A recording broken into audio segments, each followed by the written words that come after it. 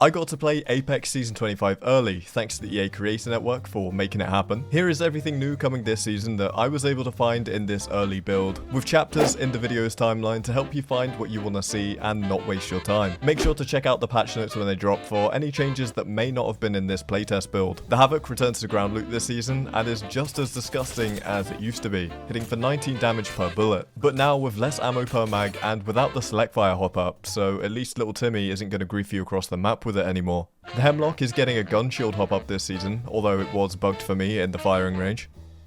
Very cool. The Vault is supposedly getting an ADS strafe speed nerf, although I can't really see it in game, so I'm not entirely sure if this is actually going to make it into the final build. The Triple Take is going into the care package this season and is getting a gun shield hop up as well as fast choke speed. It'll also be hitting for more 69s than you ever will in real life.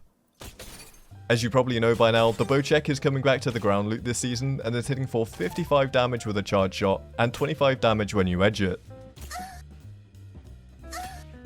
It can now also be charged with frag grenades the same way that Sentinels and Rampages are charged, and it hits for an initial 40 with a following 25 explosive damage. You can also shoot the floor for an area of effect explosive damage, but it'll only ever do 25 damage. The Bocek also has the Accelerator hop-up this season. Golden Sniper stocks are being added into the loot pool and will give all the buffs on screen now. The draw speed and ADS buffs it gives are really noticeable and mean that quickscoping is technically in Apex now. Not that any of us dirty controller abusers will ever be able to use it, since we all need aim assist. The other guns getting Accelerator hop-ups this season are going to be the Devotion, the Sentinel, and the Mastiff, but nobody's using that, so yeah. The P2020s are having a mag size reduction and a hipfire spread increase this season, but still hit for 24 damage and have a high DPS potential. Respawn did say they'll nerf it again if you subscribe though, so you know what to do. Please. I hate these guns so much. Another pistol getting changes this season is the Wingman, which is having its fire rate increased to be a little bit closer to Season 0, but not quite as fast, as well as getting a laser sight, which I don't know why you would ever use because the Wingman has the same ADS strafe speed as Hipfire, but I guess it looks cool, so that's a thing now. The Skull Piercer is also returning and bringing the headshot damage of the Wingman up to 96 per shot. You can also use the Skull Piercer on the Longbow, which will make it do 129 damage for a headshot, and the 30-30, which will make it do 130 damage for a fully charged headshot. All snipers, including the Wingman, have had their leg shot damage multiplier increased, making the Wingman now do 43 to the leg, the Sentinel do 63, the Charge do 68, and the Longbow do 48 damage.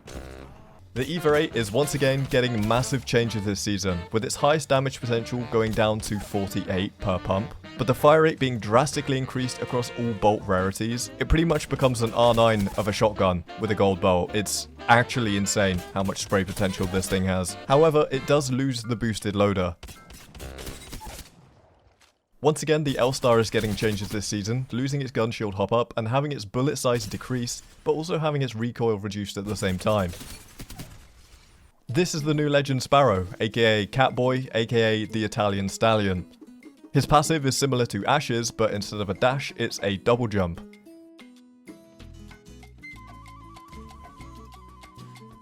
He can also boost up walls like this, which you can also combine with his double jump to slam dunk on people. Since he's a recon legend, he has all of the recon passive abilities and also carries 10 extra arrows for the Bocek. I get to keep this after the game, no? Sparrow's tactical allows him to shoot tracker darts. These can be shot at the wall or the floor near enemies and are activated upon line of sight.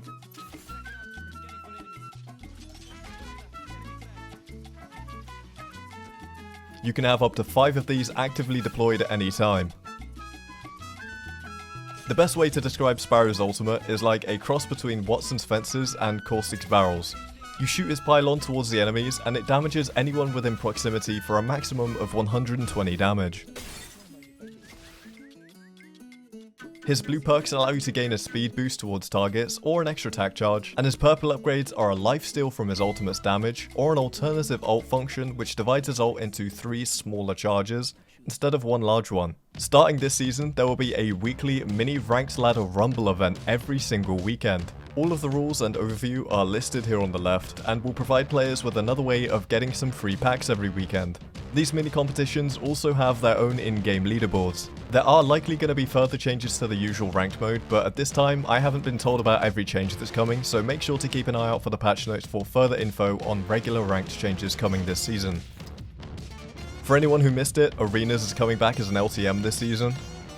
Yay. Pathfinder is getting an Heirloom Recolour this season, and here are all of the animations it's coming with. Hi, friend. Oops.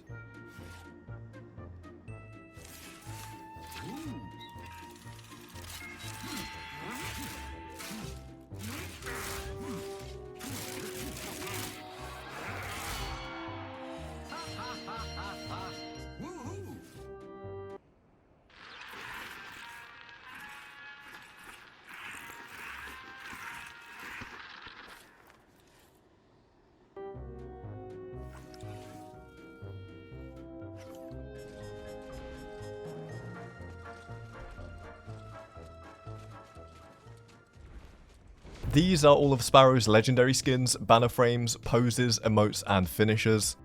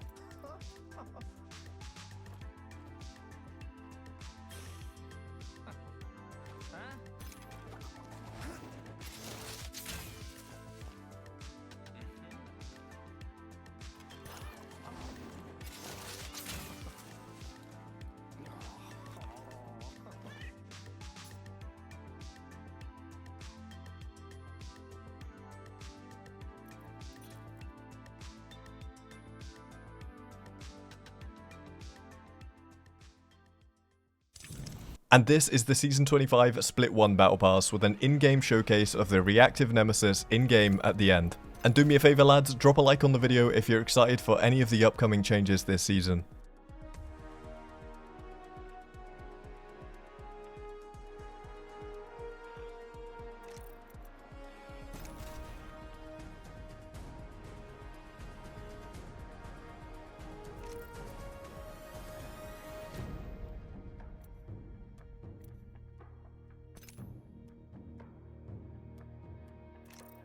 Keep your head out of the clouds if you don't want to get popped.